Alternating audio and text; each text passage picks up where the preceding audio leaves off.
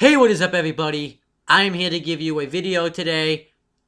Shit, I forgot to put the notes up. Are they up? Okay. I am here to give you my WWE Smackdown review. And, to be honest with you, I completely forgot to do this video. I walked in the house and I was just gonna listen to music until, Raw came on, because Raw's on tonight. And, I had completely forgotten that I was supposed to do the Smackdown review. Because today we uploaded the, latest episode of the Massasoit Wrestling Corner on my other channel, Wrestling Fortune 44, which you can check out the Wrestling Fortune 44 up here and the Massasoit Wrestling Corner down below. And I completely forgot to do that. So, I completely forgot that we didn't talk about it. I remember we brought it up, but we didn't really, we didn't really, talk about the show in general. So, I'm here to give you my actual thoughts and review on SmackDown for last week. So let's do it. So, this was the Halloween edition of SmackDown. So pretty much it's as a Halloween themed SmackDown because Halloween was Saturday, so they wanted to make this a Halloween SmackDown. So the show actually happened on October 10th, 2015. It's down below anyways. I don't know why I'm saying that, but I don't know. I just am. And we have Booker T, Rich Brennan, and Jerry the Kid Lawler on commentary. I hope Jerry the Kid Lawler's okay, because, I'm gonna read, it says, Lawler and McBride did not, it says Jerry the Kid Lawler, WWE announcer and girlfriend, Lauren Lane, McBride shared pictures of car accident. Let me see if I can find, a better article. It's on the website. Oh, crap. And, it says, Jerry the Kid, I'll put it down in the description box too. Jerry Lawler and his girlfriend Lauren Lane McBride were involved in an automobile accident late Saturday night in Tennessee. McBride was taken to the emergency room for reported knee injuries and bruising to her face. Both she and Lawler are in stable condition and now home resting. WWE.com reached out to Lawler for further comment. I'm fine, but Lauren is pretty banged up. We had taken care of the trick-or-treaters and went for pizza right near the house. We were coming home to catch the end of the University of Memphis game. I was sitting at a red light at a busy intersection not a minute from my house.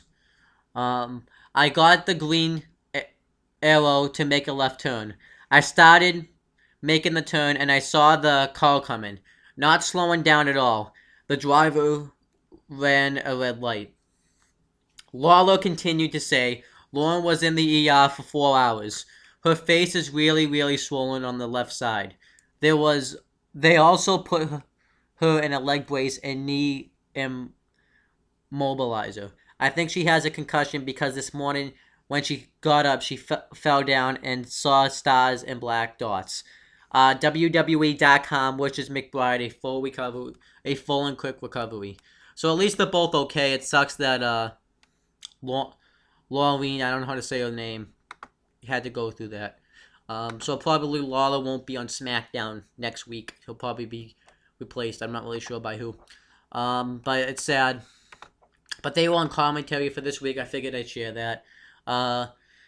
So the show kicks off. It shows these vignettes of what's been going on with the Wyatt family, and what's been happening since Hell in a Cell, and it does it like it's a spooky story from Halloween. So that was weird. And then Bray Wyatt's backstage, and he talks about how he took out both the Brothers of Destruction, and he has Undertaker's hat with him. And then Eric Rowan comes up and says that he was never allowed to dress up for Halloween. And then Luke Harper says that this is how we look all year long, and it's not just on Halloween. And Bray Wyatt challenges 3 superstars to face Harper, Rowan, and Strowman in a 6-man tag team match tonight. And Braun Strowman then says something. I don't remember what he says, though. And then, so that was that. And then Bray Wyatt says, I fear for whoever has to face their fear tonight. And then he pulls out Kane's mask. So I thought it was an overall decent backstage segment. And then Roman Reigns comes out to cut a promo, and he talks about how he was this close how he's always been this close to becoming the WWE World Heavyweight Champion, and he's always had it taken away from him, whether it was Seth Rollins or Bray Wyatt. And he says now he's finally there, and he's one match away from becoming WWE World Heavyweight Champion. And then Kevin Owens comes out, and Kevin Owens says that it was just a flat out. He talked about how it's just you had the struggle back to the top when it was just a flat out fluke that you pinned me on Raw. Because he says I was ready to lay you out with a pump up power bomb. So Roman Reigns says all you're doing is talk Owens talk. Why don't you come in the ring and fight Owens fight? So then a referee comes in, and then we get a match between Roman Reigns and Kevin Owens. Great match. I thought it was really solid. And Kevin Owens dominated the match, a great portion of it. He hit a super kick on Reigns, which looked really cool. And then he hit a Superman punch, and then Owens tries to leave the match, but Reigns puts him back in the ring. And Owens then hits a clothesline on Owens. And then Reigns tries to go off the top. No, Owens tries to go off the top rope, but Reigns hits him with a Superman punch outside the ring. And then Owens leaves and loses by countout. I hate the way they're booking Kevin Owens. They're making him look like a pussy. And I just don't like that. He should be booked the way he was on NXT when he was a monster and killed people. And then Renee Young, who was wearing like a Tinkerbell outfit, was about to interview someone, but then Dean Ambrose comes up and says that he accepts Bray Wyatt's challenge for the 6-man tag, and he says that if he doesn't care if he has to face him by himself. And I thought like his promo was great. And then somebody dressed up like a ghost comes up and says boo, and it's Bo Dallas, but he's calling himself Boo Dallas for the night. And he says, and he tries to scare Renee Young. And Renee Young says that she didn't get scared, and Boo Dallas says that that's the whole fun of that's Halloween is to get scared. And he says by the end of the night he's gonna scare someone, and you can believe that. I thought it was pretty corny.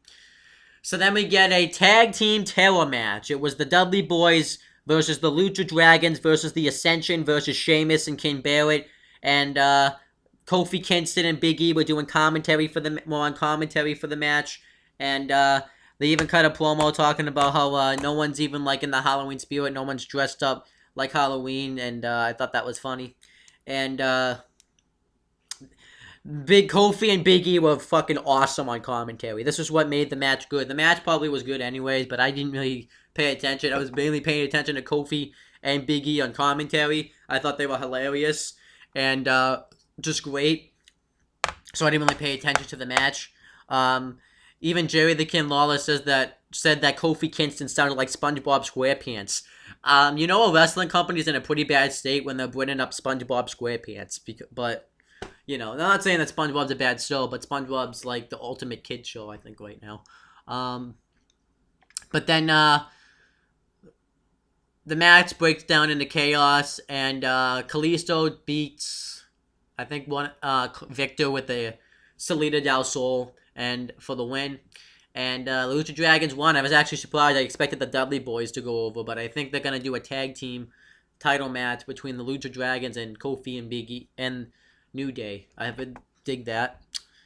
So then Dean Ambrose backstage, and he runs into Cesaro, and Cesaro steps up and decides to be one of Dean Ambrose's tag team partners against the Wyatt family. It was a pretty bad segment. I liked them both, but they used a lot of cheesy Halloween jokes, like how they were talking about Freddy Krueger, and I says, I'm going to be like Freddy Krueger, and I'm going to scare people in their dreams. Like, I like horror movies and all that, but one, kids aren't going to get the reference because they don't watch horror movies like that. Two, it was just bad. It was cheesy as hell. So then we get the next match. It was Dolph Ziggler versus The Miz in a trick or treat street fight. It was really corny. I understand they were trying to use the theme. They had Miz had like a lifesaver out there, which was really bad, and Dolph Ziggler had a kendo stick that was all decorated, and they fight with that. And then Dolph Ziggler makes Miz go bobbing for apples. There was like a bunch of pumpkins ringside on the apron, and then Dolph Ziggler put Miz into the pumpkin and super kicked him. And then Miz started just beating up Dolph Ziggler, hits him, and he starts working on his leg. He takes a steel chair and hits it against Dolph Ziggler while his leg is against the steel post. And then Ziggler just ends up winning with the roll-up. Miz tries to do the figure four. Then afterwards, Tyler Breeze and Summer Rae come out, and Tyler Breeze just beats up Dolph Ziggler. I thought that was good. The match itself, not so much. I am digging the feud with Tyler Breeze and Dolph Ziggler. I do hate the fact that it's over a dumb reason, but at least they're trying to get rid of that, so I like that. And then we get Paige versus Natalya, and Natalya cuts one of those little video promos talking about how she has no proof that Paige attacked her, but it's still no excuse about the way she's been treating the divas in the locker room lately. And then the match, Paige just like kicks Natalya in the head and wins with the Team Bad come out, and we find out they were the ones that attacked her. And then Paige wins with the PTO, I think it's called. No, the Rampage, I'm sorry. And wins. And then afterwards, Team Bad beat the shit out of Natalya. So at least they're going to try to utilize Team Bad here, but I just didn't really think it was very good. And then Dean Ambrose is backstage again, and then Ryback says he's going to be his tag team partner. So now the match is Ryback, Cesaro, and Dean Ambrose versus Harper, Rowan, and Strowman. And then we get Viva Del Rio, and they pretty much say that from now on, the United States title is going to be known as the Mex America title. And I really wish they would get Del Rio to have that AAA belt instead, and just have him come out with that, but they're not going to do it. I think it would be great if they did. And then afterwards, he squashes R-Truth in a match. I didn't care about that. R-Truth has more potential than that. And then Bo Dallas, earlier he tried to scare Cesaro, but he failed. And then Boo Dallas scares Mark Henry, and then Mark Henry punches him in the face. Pretty much, it was weird because it's like, a lot of people are taking this as like a KKK joke, because he was wearing like I don't know, it was bad. It was kind of funny, I guess. And then the main event was awesome. It's a Face Your Fear match. Dean Ambrose, Cesaro, and Ryback versus Eric Rowan, Luke Harper, and Braun Strowman with Bray Wyatt ringside.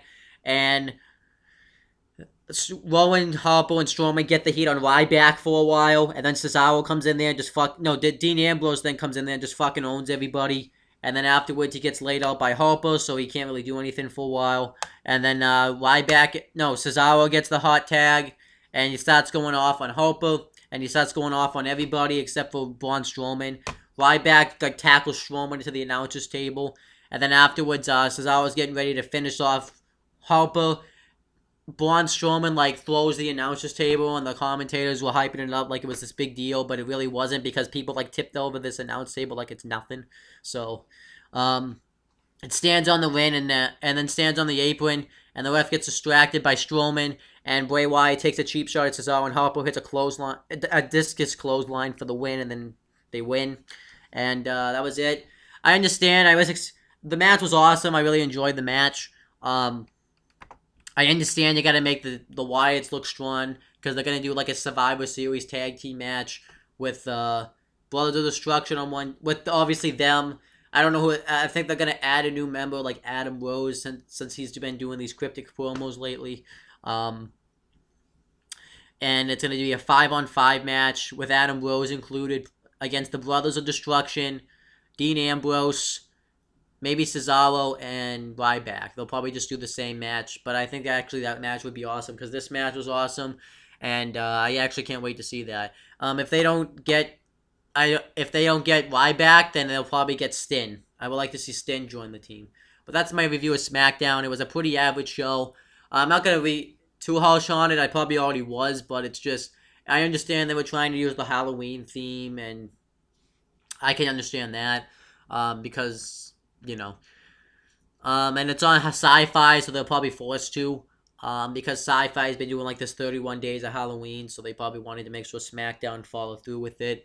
I really think SmackDown needs to get off Sci-Fi, because it's just really random that SmackDown's on Sci-Fi, because wrestling does not belong on Sci-Fi, I believe. There's other stuff like Haven,